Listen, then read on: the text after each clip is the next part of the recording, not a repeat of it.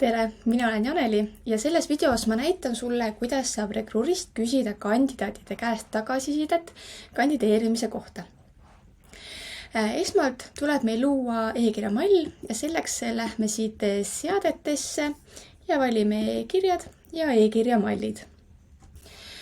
Loome uue e-kirja malli, mida saab siis edaspidi kasutama hakata ja siit siis loome selle malli. Malli nimeks mina panen lihtsalt tagasiside. E-kirja pealkirjaks, mille siis kandidaat omale e-posti peale saab, ma panen tagasiside kandideerimise kohta. Siia kirja sisusse ma jätan ette tere first name, sellepärast et ma soovin, et iga kandidaat saaks personaliseeritud e-kirja oma eesnime alusel. Edasi ma lisan juba eelnevalt kokku pandud kirja ja jätan siia sisse töökohal XXX, mis tähendab seda, et ma saan erinevate konkursside põhjal kasutada ühte ja sama malli.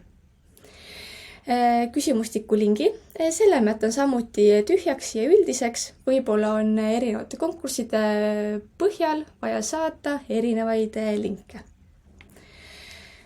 Salvestan selle ära ja siis nüüd tuleb meil valida konkurss, mille raames me hakkame seda küsimustikku välja saatma. Võtame siit kasutajatoe konsultandi konkurssi ja siit kõige alt ongi siis kandidaadid. Kõigepealt siit paremalt poolt näita, minul on praegu valitud 100, aga ma võtan siit, et näita kõik.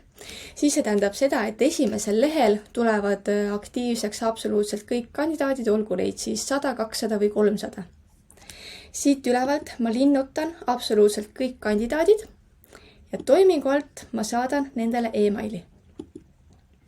Siit saab siis valida selle malli, mille me just lõime, tagasiside ja siia nüüd vastavalt siis ametikoha põhiselt ma täiustan seda.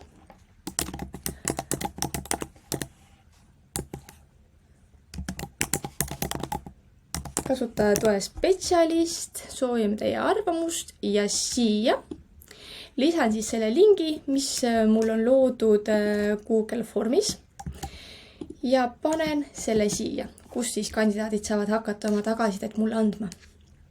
Tundub, et kõik on okei, sobib, saadan selle e-kirja kandidaatidele välja. Ja nii lihtne see oligi.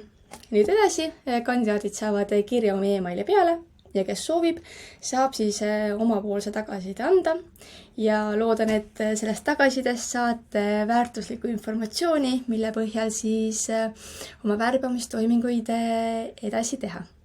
Aga aitäh vaatamast ja näeme järgmistes videotes!